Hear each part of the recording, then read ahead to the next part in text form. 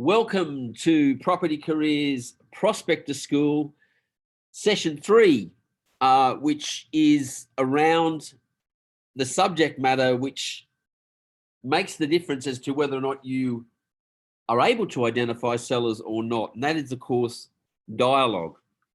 And I'm often, when I'm talking to especially new people that are embracing the industry, or even those that have been around for a while and have struggled to get success, nearly always people say to me, just give me the words. Just give me the words to use that will indeed have me securing listing presentations, which of course will lead to listings, which of course then leads to sales. And look, you know, there's certain facets of that, and to some extent, it may be just the words that will carry you through.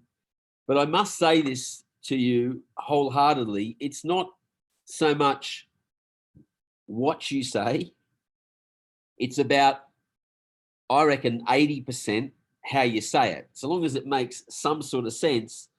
But don't ever lose the attitude of enthusiasm and confidence. If you exude enthusiasm, if you exude confidence, you're pretty much 90% of the way there. And people find it almost irresistible to hitch your wagon to it. So, you know, in previous installments of sessions around this, we've talked fundamentally around strategy. And I've got to tell you, you've got to have the strategy right before you even worry about dropping the dialogue. And the dialogue's kind of useless if you're conversing with the wrong person. Always remember, and it's most important that we understand this, it's not purely about connections. It's not purely about just talking to property owners, because many owners of properties are in fact in dormancy. So when you're prospecting someone that might own a property but has no intention of making a move, which obviously means they have no intention of selling it, you are basically a bother. You are a pest. And, you know, we try to pacify them by offering some sort of free service, free updated opinion, a comparative market value, reports, all sorts of things that we offer them. But to my mind, these are fairly benign. All we really want to achieve with, and if I run this distinction, active property sellers as opposed to dormant property owners. So we're looking for the active property sellers, but with the dormant property owners, we just want them to know that we're there. We want them to know that they can call upon us when they indeed are looking to make the move. And it's not really, I see so many real estate salespeople, real estate sales associates get hung up on the notion of making a connection with dormant property owners with this attitude that, you know, if I make this connection now, in 1, 2, 3 years, 4 years, even 5 years time, I can build a relationship over that period of time and have them come on board. Now, I'm not saying that that's not true. If you recollect when we got to the beginning of this, I said, you know, at the end of the day, if you're talking to people that own properties, invariably you're going to come across sellers. So it doesn't really matter what you say or do. Eventually you're going to list properties, but surely the goal is to list the maximum amount of properties that you can in the shortest possible time. So strategy is the most important thing, and understanding or focusing on how you execute the dialogue more so than what you are actually saying. So it is that today's session, I'll focus on the how you say things, and how you run the protocols and how you make these connections. That's notwithstanding the fact that, you know, as we move forward on almost every occasion, I'll give you clear-cut examples of the dialogue to use and exactly what to say. I can also assure you that if you do control exactly what you're saying, this too will lead to, you know, better results than you might be getting now. So it's important that you understand this. All right, so let's just have a look at the dialogue that we use. You know, this is probably the most effective element surrounding prospecting. The right words and your choice of them is directly proportionate to the results that you'll achieve. And, you know, so often I also hear this, you know, especially this is not just doesn't relate to prospecting, this relates to sales in particular, that, you know, salespeople will say, but I said that. And then I'll listen to what they've said, and it isn't exactly that. You know, you have to be concise. Please, if you're writing this down, understand that communication is not what you say. It's not what's said.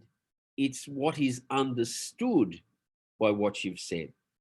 So it's important that you know, hone this dialogue over and over again. So you seeing someone here that's been in the game for 30 years, and I'm constantly honing the dialogue all the time so that the message is even more effective than it might have been in previous installments or previous times when I've used it. So all of the recommended dialogue retains these some simple fundamental facets, and that's the aim of this session here, to allow you to understand some facets that underpin the dialogue and what improves your conversion ratios. Now, I will be talking about this in later installments as well. I can tell you just off the cuff. So I always focus on ratios because I'm fairly lazy. I know for a fact that if we're looking at, say, for sale by owners, I know that 50% of all for sale by owners, sell. The other 50% do not. Of the 50% of private sellers, people that are selling their property privately for sale by owners, that other 50% of those that do not sell, those that then go on to list with an agent, 100% of them sell. So it's a simple formula. I look at it and I go, so for every 2 that I'm talking to, I'll know that there's 1 that I could have. So if I can manufacture the right words, the right dialogue, and I find 10 for sale by owners, potentially it has the capacity to deliver 5 listings to me. So it's a ratio that I would look at. Sales inquiry, not fresh sales inquiry as it's happening, but inquiry that's coming into the office, particularly that's coming through open for inspections or off signs. I know that if I wait 4 weeks, and we'll be explaining this, I think, next week or the week after, I know that if I wait at least 4 weeks for that inquiry to mature, because I'm giving those inquirers as sellers time to actually research the market, that they'll be very receptive to any form of prospecting. So if I have the right dialogue, 1 in 5 people that I speak to in that aged sales inquiry will actually be a seller. I know that from open for inspections, any property that's put on the market, anyone that comes to that property in the first 4 weeks of open for inspections, 1 in 7 will be a seller. So again, if I have the right dialogue, I can convert them over. So let's look at all these, you know, the right words, or let's look at the function of how you present prospecting dialogue to sellers. The first thing I'm going to say, whether it be on the telephone or it be that you're actually doing something at the front door, direct connection, live connection with prospective property owners. If the phone rings more than 5 times, I just hang up. If I get to the 5th ring, I literally hang up the phone. I do not want to, I just completely abort that call. Secondly, if I'm knocking on the door, even if I know the people are home, if I wait about 30 seconds and nobody's come to the door, I just leave. Now, why, you might ask? Well, I know for a fact that prospecting for sellers, especially if you're connecting with a dormant property owner, is more of a bother than anything else. So if the phone rings more than 5 times, there is a high likelihood that you've drawn that person away from something else that they may have been doing. It could be something as simple as watching the news on television, or it could be something as simple as they've got a couple of guests over, they see you walk up the driveway, especially if you're wearing a suit, that's a dead giveaway. I mean, I remember years ago, people used to mistake us for Mormons that were promoting Bibles, and they just wouldn't answer the phone. You know, when they did the front door, and when they did answer the front door, they said, "Oh, you're just real estate agents. That's easy. We just tell you to get lost." But I know that it's a bother. So what's actually happening there is it's somebody who's most likely a dormant property owner telling me they want to have nothing to do with me if it's at the front door. But if it's on the phone, they don't want to be drawn away from something. So the worst thing you could possibly do is then make that connection with them. So purely and simply, I linger no more than 5 rings if it's on the phone, or 30 seconds if I'm knocking at the front door. Once that door is answered or the call is answered, the very first thing I do is I apologize for calling. Now, that might sound pretty funny because your intention was to call, but the reason that you're apologizing to call, and the way that I do it is I say, sorry to bother you. Sorry to bother you if it's the front door, because recognize this, if that's a dormant property owner who has no interest in moving, everything you're about to do and say is a bother. Even if it's not, it can still be recognized as a bother, and it's just simple manners that sets the right platform. You know, Australians and New Zealanders are pretty much like this. If you just say, look, have you got a minute? They'll be more than accommodating and say yes. But if you don't say that, you just get on with something that seems to them like you're taking something from them, it just sets a very bad platform. So I say, apologize for calling, and the use of please, thank you, and sorry are a simple courtesy. You cannot overuse these in any form of prospecting. Thanks for taking the time to talk to me. You know, can I just ask you a couple of questions, please? You know, I'm sorry to bother you. It's just simple phrases that you use at the front end. Depending on what type of prospecting it is, if it's one where they've already had some contact with us, this is not cold calling, this is warm prospecting. But if it's some form of cold call, if I'm just dropping a leaflet out, knocking on the door to maybe talk to people about a property we've just sold, I just don't see the need to identify the agency until I'm asked. Certainly if I'm talking with for sale by owners. You know, my initial call when I ring up, if the property's been advertised or promoted somewhere, I'll just say, hi, I noticed you have a property for sale advertised on ownersonline.co.nz. Is it still available? Now they think I'm a buyer. They say yes. You know, even now, because it could meet with a hostile response, no need to identify the exact company I'm from. I'll just say, well, I'm an agent. Are you considering using agents? To which they usually say no. And even now, I'm not bothered about pruning. I say, yes, I understand that's why you're trying to sell the property yourself. But as I get a gauge and feel that it's okay, if it's okay, I might then move in. Now, of course, if I'm asked which company I'm from, I will give that identity.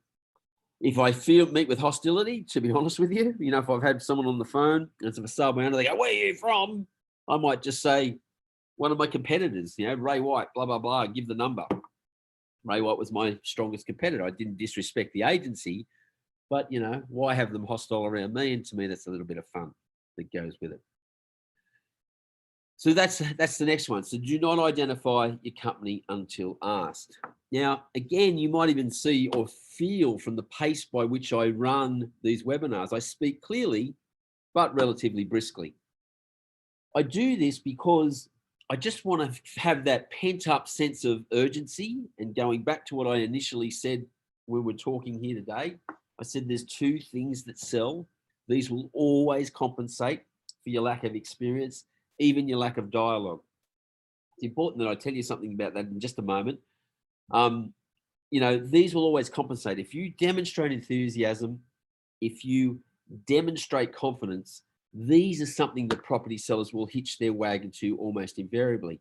I must tell you this, the most successful prospector, young fella, sales associate I ever had on our team, if you listened to this person on the phone, I dare say you would cringe. But his voice, as deadpan as it was relatively enthusiastic around finding sellers, and he was very confident around it. But he literally read the script verbatim, word for word, without too much voice inflection as it went. I used to sit over the top of him and you'd almost pause. Good afternoon. It's the agent here. And he would just go through the dialogue. But this particular guy found anything between 8 and 12 sellers a month, just sticking to the context and the simple advice that I gave would start with, I'm sorry to bother you, and so on. Yeah. So I say, speak clearly and briskly. If somebody says what, or they're not quite understanding, then you can back up, slow down a little bit and go into it. But of course, if it's a dormant property owner and they flag you forward, they go, look, not interested, not interested, not interested. Do not persist. This is the dormant property owner clearly telling you they're not interested. So move on. This is another facet that I need to bring up too. I find it fascinating that salespeople that engage in forms of prospecting, they count the number of times they dial out, or they count the number of doors they knock on. And I'll say, oh, I knocked on 50 doors, but I only connected, I made 120 calls, but I only connected with 40. As far as I'm concerned, that's 40 calls. I'm not interested in the ones where you didn't connect. I must also tell you this, and it's an important facet. Do not leave messages on message machines. It's a prospecting call, for goodness sake. You don't want to put something on there that is almost a record of having annoyed someone if you're not sure which way they're going or what they're doing. I don't leave messages. I'll just call back at a later date. I'm also, and this is part of the speaking clearly and briskly, I must say this, I'm after connections, and I'm after the maximum number of calls inside of an hour, fully understanding the hit rate that I have in front of me. So if I can tighten the calls up, I can tell you with most prospecting protocols I have, if you follow them strictly, the way that I present them, you can usually get in about 40 calls an hour. If you get less than 40 calls in an hour, that would mean it can only mean that you've actually struck sellers. So when you strike a seller, that's going to consume some time. But if you are in the business of trying to get to that seller, 40 calls an hour, to my mind, is a very, very good rate, and a good rate for you to actually make the hit. And when you speak clearly and briskly, understanding that you've dialed out or you've knocked on the door, you're actually controlling the context of the conversation anyway. And this is another important facet. All right. So the next thing is to understand your objective. And even if you aren't taking notes, grab the nearest piece of paper and just write this down so that you can see it. The objective is to locate and eventually list active property sellers. This is the sum total of what you're doing. You are not wondering, you're not asking whether someone's considering, thinking, contemplating, listing, or moving. At some stage, you simply have to ask the question, are you selling? Do not dilute this. Another way that I explain this is to get to the point where I say what you mean and mean what you say. So often I've had people that I've been prospecting with, and they'll say to me, I'll say, are you selling? And they'll say, well, maybe. To which my response will be, well, the buyers I have are not maybe buying, they're definitely buying. So I'm looking for definite sellers. So again, I ask, are you selling? Now, some of you might think, oh, I'd feel a bit uncomfortable doing that. I'm not being rude. I'm being very concise. And let me share this with you. Because I'm so prevalent around this, because I know there's more sellers out there than I actually need, because I prospect to surplus, a maybe might is not nearly as good as a yes, I am selling. And I want the ones that are selling. I'm happy to leave the maybe mights to my competitors, and the disappointment and the argy-bargy that goes with trying to get those people onto the market. So again, I say what you mean what you say. You are not wondering whether they're selling. I see agents do this. I was wondering whether you're contemplating a move. I'm just calling to check that you might be thinking of selling your property. This is just nuts. Yeah, because I always remember I was at my own home and a call came through from a real estate agent who said to me they were wondering whether I was thinking of selling. It says, matter of fact, I am. Now you know, and I hung up. I kid you not. This is what I did. The seller called back and I said, what's up? They said, well, you said that you were thinking of moving. I said, yeah, that was the question you asked. Now you've got the answer. Can you just leave me alone? I'm done. Now you might think that's over the top. I was doing them a favor. They weren't. You're not. When you are prospecting, you're not sitting there wondering whether someone's selling. You are looking for somebody who is selling. It's so important that you understand this in dialogue. So all roads lead to that question, usually preceded by a pregnant pause where you just move into, are you selling? So, you know, like if I was calling, here's an example. If I was calling back on the inquiry log with aged inquiry log, so my call would go like this. The person would answer the phone and say, oh, sorry to bother you. This is Mark from Catch and Kill Your Own Real Estate. Look, you came to an open for inspection of ours back in March of this year. Have you purchased this yet? I stop, I let them talk. The moment they stop talking, doesn't matter what they say, because to be perfectly honest with you, I can't really hear them. And then I'll just say, do you have something to sell? And they'll say, what? I said, do you have something to sell? And they might go, oh, that depends, or we need to find something first, whatever. But I've gotten to the core. I now know that they are looking to sell in order to buy, and I'm on the way. Yeah. So there's always that pregnant pause, and in I go with it. The next thing that I do is I'm qualifying to identify. I'm merely looking in prospecting to identify the fact that somebody is making, and here it is, a move. As often as we use the word selling, and that does clear it up, and it's speak that the prospect does understand. Once I've identified that they are indeed selling, I then move the language to moving. And I'll say, where are you moving to? Now, even if it's an investment, they'll correct me. They'll say, well, we don't actually live in this one. And I'll say, oh, I see. So what, assuming you have this property sold, what were you intending to do with the proceeds? You see, because there is always at the core of somebody selling another motive that they are looking to satisfy. And the more you talk about the motive, the more they will open up, because you have demonstrated an interest in the overall move. Now, having said this, if I'm talking specifically about the sale, always remember it's a house or a property, if you like, and it's never a home. It's so important that in prospecting you understand this. It's another mistake that I see made by estate agents. When they're communicating with sellers, they talk about sell the home. Yeah. When you sell the home, when we list the home, when we bring buyers to the home, when we get offers on the home. Property sellers, house sellers, do not sell homes. They sell houses or property.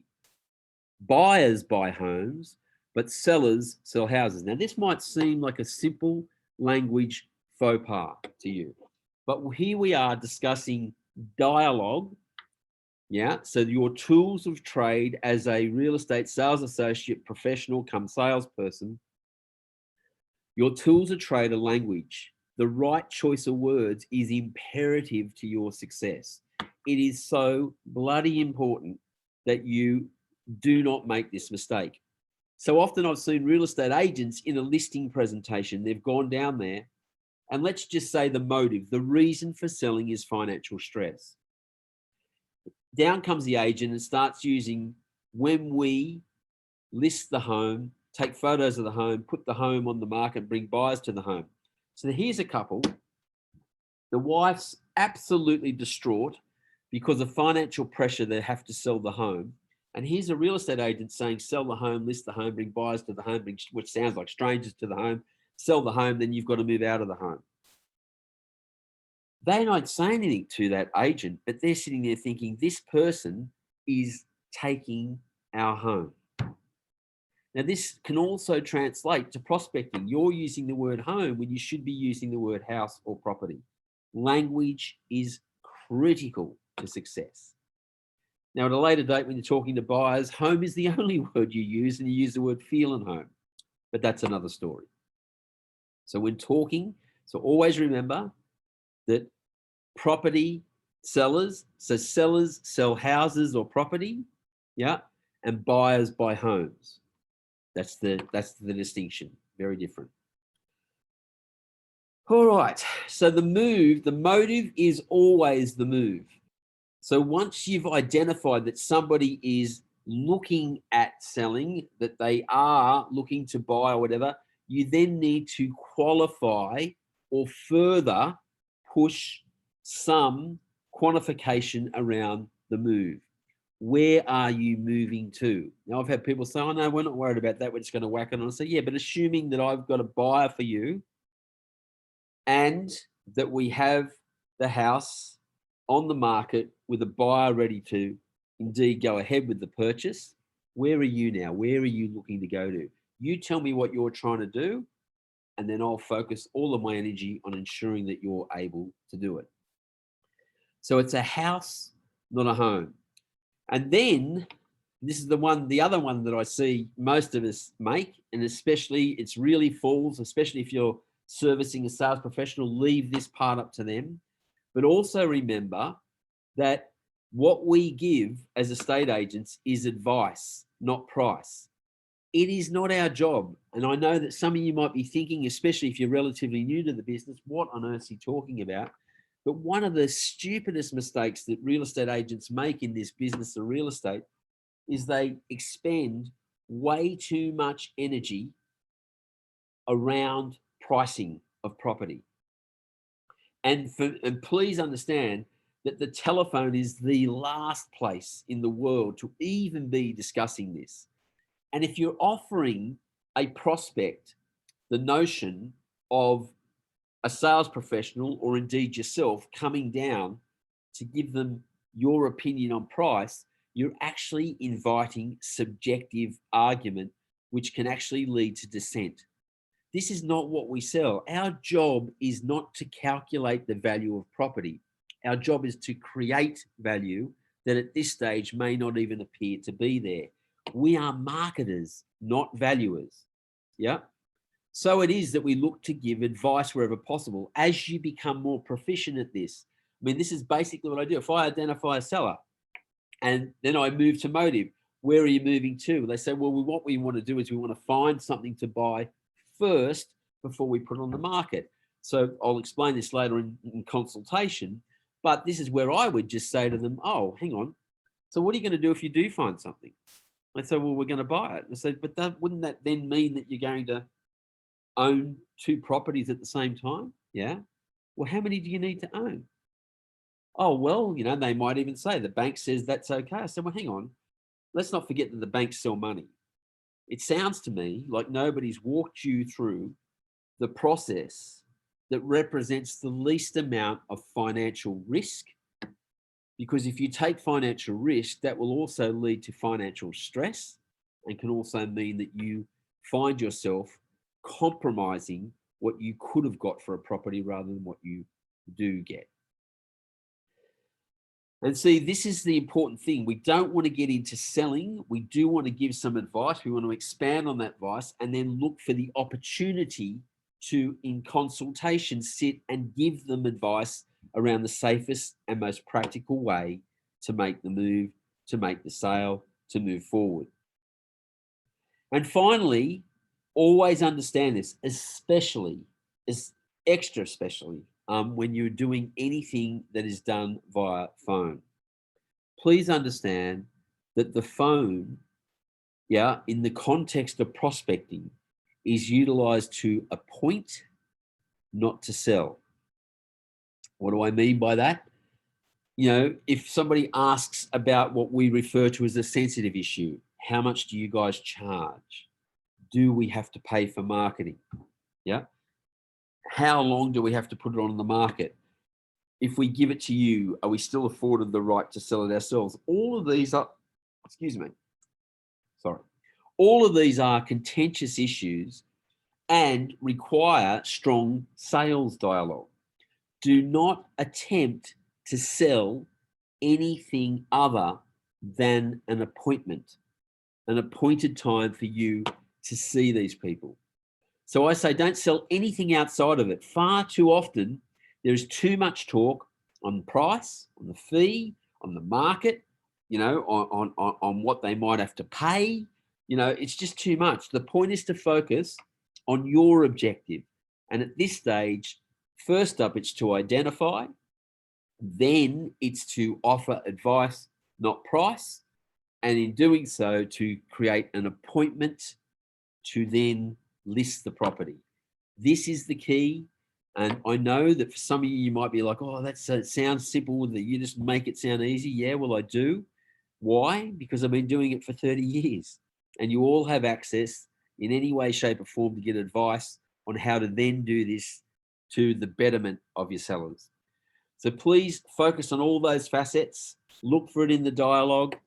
Be sure to get back in touch and start listening to that dialogue. And the simplest way I can say this is you can't do much collateral damage by getting out there and jumping on the phone. Yeah, you'll trip over your tongue from time to time, but the name of the game is get out there and do it.